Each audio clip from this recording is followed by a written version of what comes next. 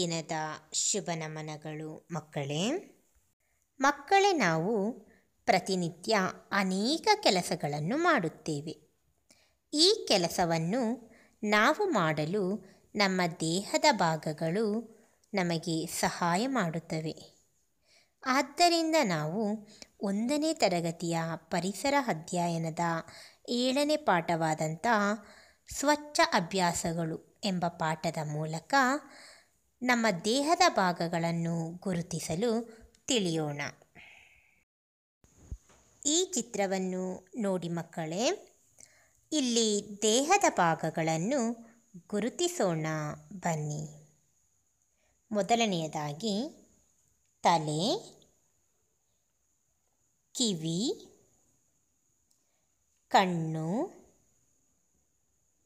ಬಾಯಿ, ಕೈ, ಬೆರಳುಗಳು, ಕಾಲು ಮತ್ತು ಪಾದ.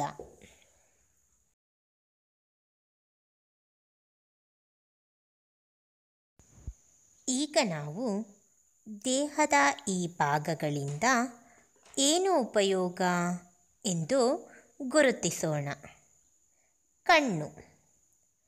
ಕಣ್ಣು ನಾವು ನೋಡಲು ಸಹಾಯ ಮಾಡುತ್ತದೆ. ಮೂಗು ವಾಸನೆಯನ್ನು ಗ್ರಹಿಸಲು ಸಹಾಯ ಮಾಡುತ್ತದೆ.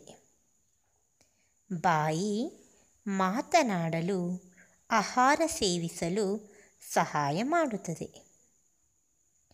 ಕಿವಿ ಕೇಳಲು ಸಹಾಯ ಮಾಡುತ್ತದೆ. ಕೈ ಬರೆಯಲು ಸಹಾಯ ಮಾಡುತ್ತದೆ.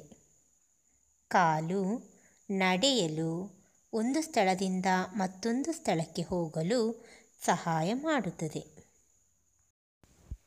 ಪುಟ ಸಂಖ್ಯೆ 46 ನೋಡಿ.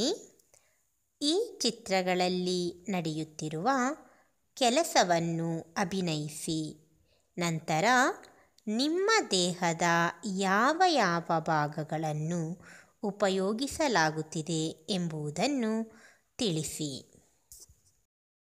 ಮಕ್ಕಳು ಆಟವಾಡುತ್ತಿದ್ದಾರೆ. ಕೈ ಮತ್ತು ಕಾಲುಗಳನ್ನು ಬಳಸಿ ಮಕ್ಕಳು ಆಟವಾಡುತ್ತಿದ್ದಾರೆ. ಇಲ್ಲಿ ಓದುವ ಕೆಲಸವಾಗುತ್ತಿದೆ.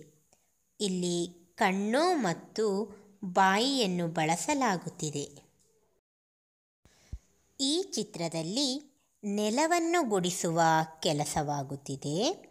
ಈ ಕೆಲಸಕ್ಕೆ ಕೈ ಮತ್ತು ಕಾಲುಗಳ ಸಹಾಯ ಅಗತ್ಯವಾಗಿದೆ.